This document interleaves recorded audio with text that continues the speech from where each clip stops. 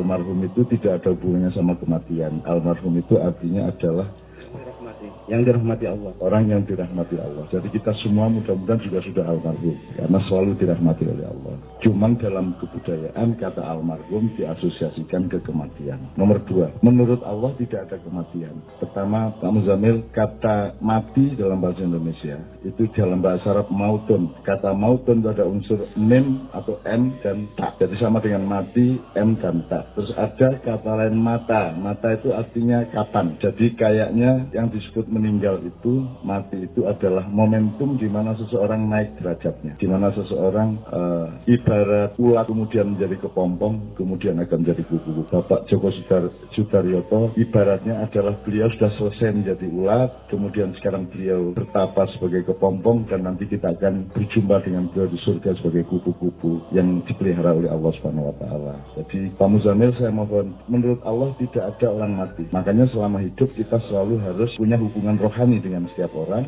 karena hubungan rohani sifatnya abadi. Kalau hubungan fisik, hubungan dagang, hubungan politik sifatnya sangat sementara. Oleh karena itu Bapak Joko Sudaryoto tidak mati. Ini hanya beliau sampai ke satu momentum di mana beliau akan naik derajatnya, akan sampai duluan kepada Allah dibanding kita semua. Allah sendiri mengatakan di sebuah surat, Pak Muzamil, saya mohon, jangan sangka bahwa hamba-hambaku yang berjuang di jalanku itu mati, melainkan mereka itu hidup dan mendapat rezeki dariku. Jadi Bapak yang kita sebut almarhum ini akan memasuki rezeki tingkat kedua yang lebih tinggi daripada rezeki kita semua di dunia.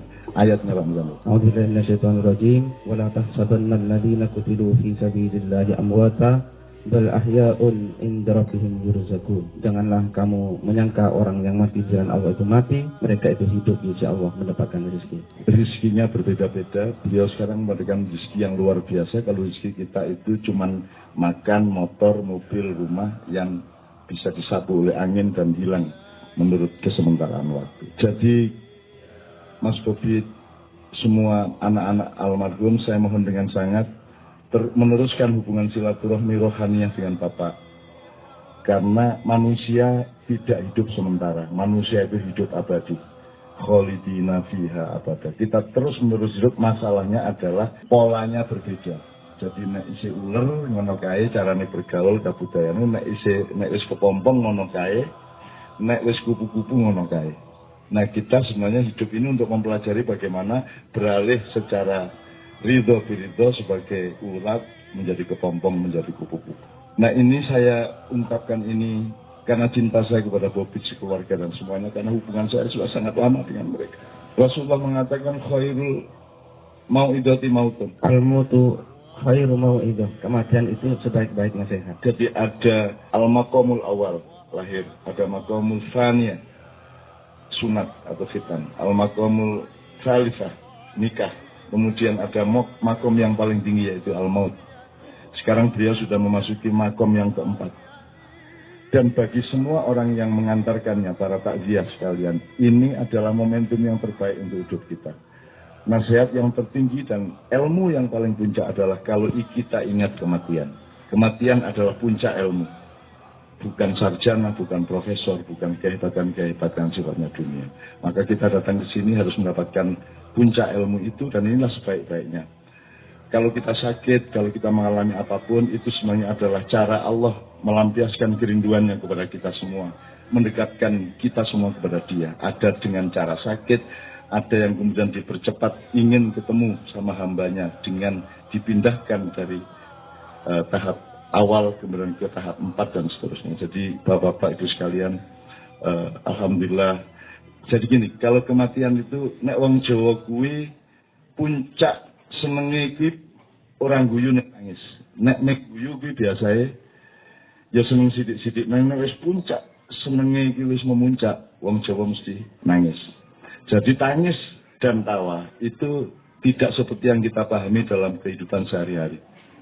Maka kalau kita sekarang mengatakan inna lillahi wa inna ilaihi raji'un, asosiasi kita kan kematian. Saya tidak. Beliau tidak mati. Beliau meneruskan kehidupan yang lebih tinggi dan lebih mulia dibanding kita yang masih oleh Allah disuruh di sini. Nah, jadi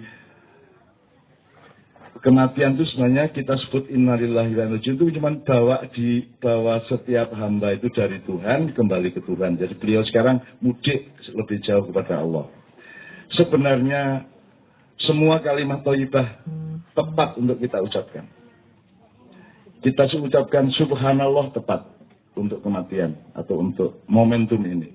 Kita ucapkan alhamdulillah tepat karena beliau bangga semua, anak cucu sampai cicit bangga punya mbah, punya bapak, punya buyut seperti almarhum. Alhamdulillah cocok, subhanallah cocok, la ilaha illallah sangat cocok. Jadi semua kalimat-kalimat yang baik menggumpal bersama keberian beliau ke pemakaman nanti. Beliau tidak dimakamkan. Yang dimakamkan adalah wadah sementara beliau di semester pertama dalam kehidupan. Jadi Bapak sekalian, kita jangan takut mati, kita jangan takut kehidupan, kita harus menjalaninya dengan kewajaran dan sebagaimana panduan Allah.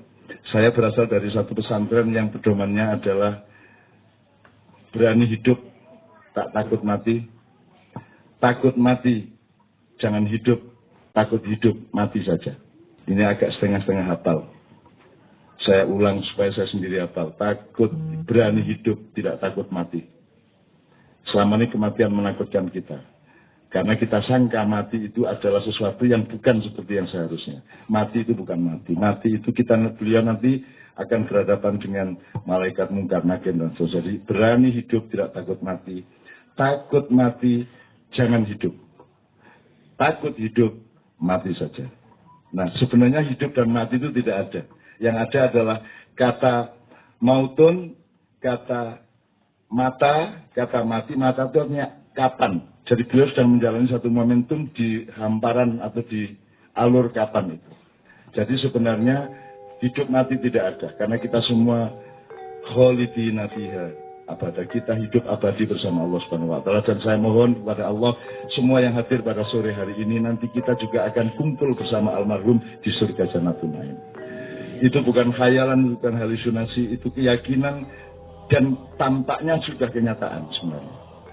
Kalau kita sudah bisa melintas waktu sebagaimana Isra Mi'raj, sebagaimana Al-Aqsa. Al-Aqsa itu artinya adalah batas yang jauh. Bapak sekalian, saya mohon maaf agak berkepanjangan karena saya menghormati dan mencintai keluarga almarhum. Sekali lagi saya tidak menganggap beliau meninggal. Almarhum itu artinya orang yang lebih disayangi oleh Allah, bukan orang yang mati, karena mati itu tidak ada. Saya mohon izin dengan kata-kata saya yang tidak lazim ini, tapi saya ingin memberi semangat kepada semuanya. Kita hidup bersama Allah dan kita akan terus bersama Allah.